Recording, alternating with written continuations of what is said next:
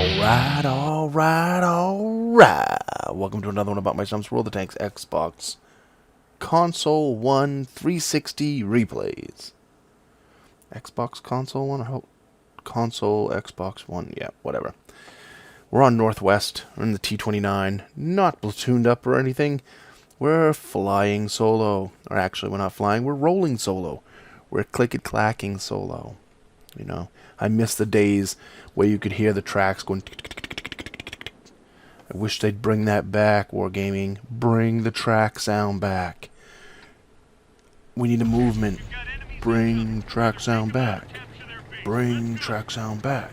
Anyways, top tier, Northwest, T29. So, probably going to be a good game. Maybe be a good game. We'll find out in a few minutes. We're going to push up to the AB line area up there and see what kind of game we can have up in that corner. There's only one artillery on the other team, so it shouldn't be too awful bad. We're rolling, a little slow. T29, I don't remember the T29 being this slow. Ugh. But when I played the T29 way back, there was things that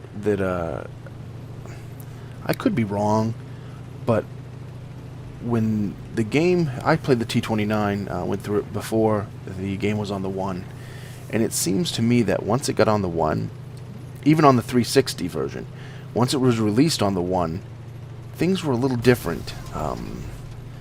And I could be wrong, but it seemed in my brain that the soft terrain slowed tanks down more than they did originally. I'm sure it's a little balancing stuff they, Wargaming threw in there. But I don't remember the T29 ever being this slow even on soft terrain. But gosh, I've played it a little bit lately during the Road to the Top or whatever that was op when you had to do so much in Tier 4, so much in Tier 5. So I played the T29 a bit during that op. This is when this game came from. And I was like, oh my god, this tank is so slow. What the heck? But yeah, it is. It's slumbering slow. But well, again, we're moving over to the AB line over here and see what we can get. Usually there's a bunch of tanks over here, and oh, there's our first customer, T34, 276, which is kind of a a definite roll.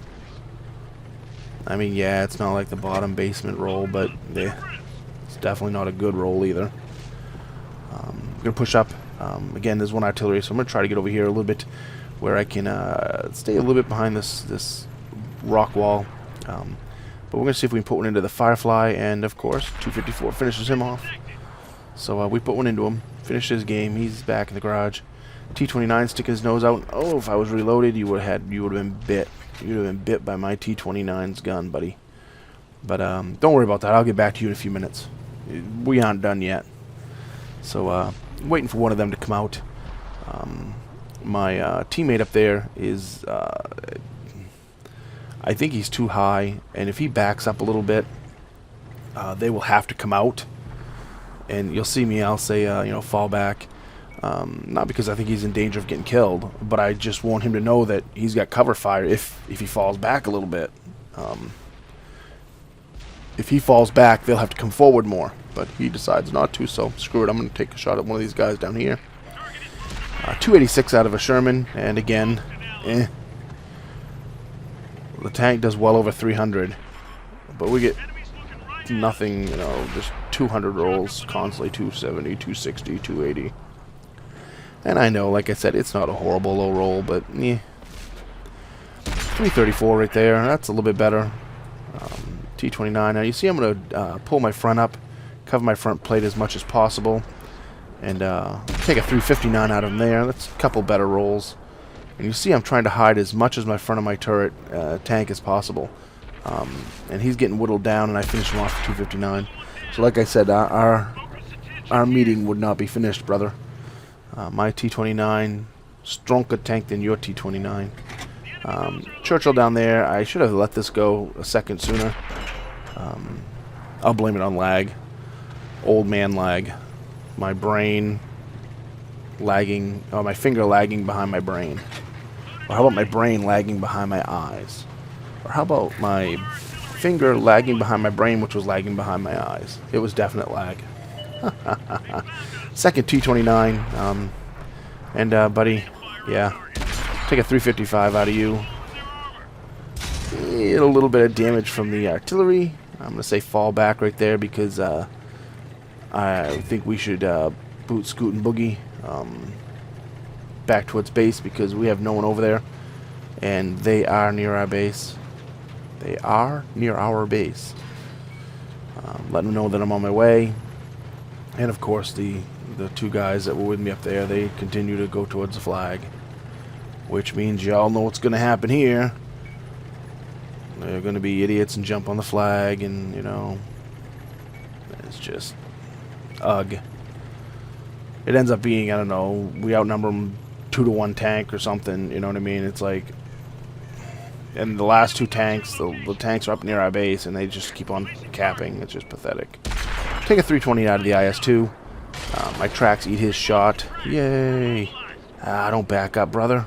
And I make a mistake here because I pull forward and my bloom, reticle bloom goes up. But I take a 323 out of him, but I get socked in the turret and takes my turret out. So that's why you see I can't take this shot because I don't have a turret.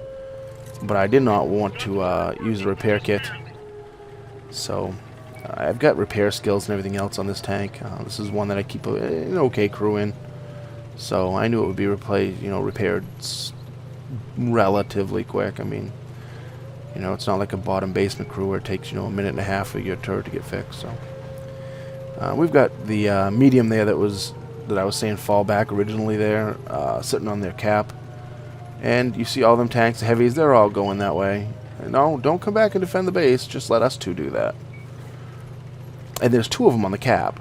So you know there's only be one tank somewhere else, and there he is. He's at G5 or whatever. And they all got to go after the one tank instead of coming back and defending the base. But that's okay. We get a cap reset in, and I get a cap reset in. So there's two. Here's three. I take a little bit of damage right there. Actually, quite a bit of damage from a freaking.